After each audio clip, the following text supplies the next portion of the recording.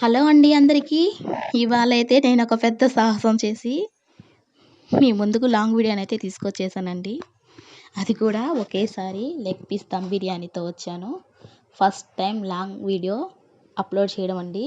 ఏమైనా మిస్టేక్స్ ఉంటే కొంచెం మీరే సర్దుకోవాలండి ప్లీజ్. ఇప్పుడైతే ప్రాసెస్ చూపిస్తాను రండి.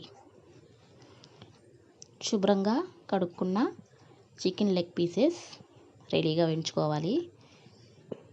బిర్యానీకి కావాల్సిన పదార్థాలను అయితే నేను ముందు ఇక్కడ మీకు చూపించేస్తాను చూడండి. పసుపు, ధనియాల పొడి, కారం, ఆనియన్స్ని డీప్ ఫ్రై చేసుకోవాలి.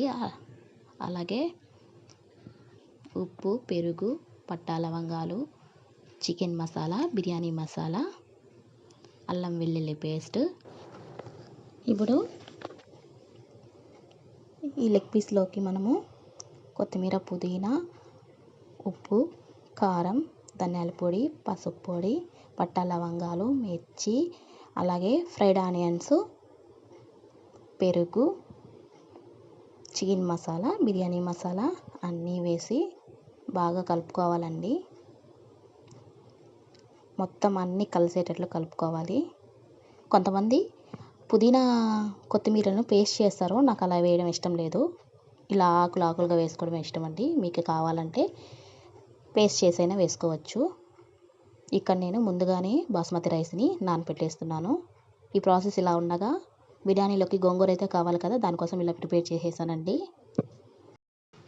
70% రైస్ ఉడికించుకోవాలి కాబట్టి నేను ఇక్కడైతే మరో స్టవ్ పై నీళ్లు పెట్టేశానండి. ఈ వాటర్లో నేనైతే పుదీనా, కొత్తిమీర, పట్టా లవంగాలు, ఉప్పు, కొంచెం నూనె, అల్లం వెల్లుల్లి పేస్ట్ వేసి ఉడికించానండి.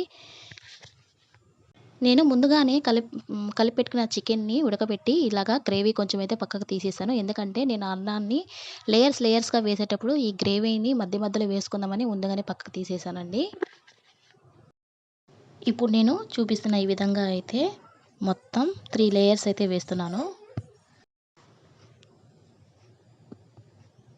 గ్రేవీ, ఫ్రైడ్ ఆనియన్స్, పుదీనా, కొత్తిమీర ఆకులు వేస్తున్నానండి. ఇక్కడ నేను నెయ్యి కానీ, కాజు కానీ వేయడం లేదు. ఎందుకంటే ఫంక్షన్స్, ఫెస్టివల్స్ అప్పుడు మాత్రమే నేను అవన్నీ వేస్తానండి. మామూలుగా ఇంట్లో చేసేటప్పుడు అయితే వేయను.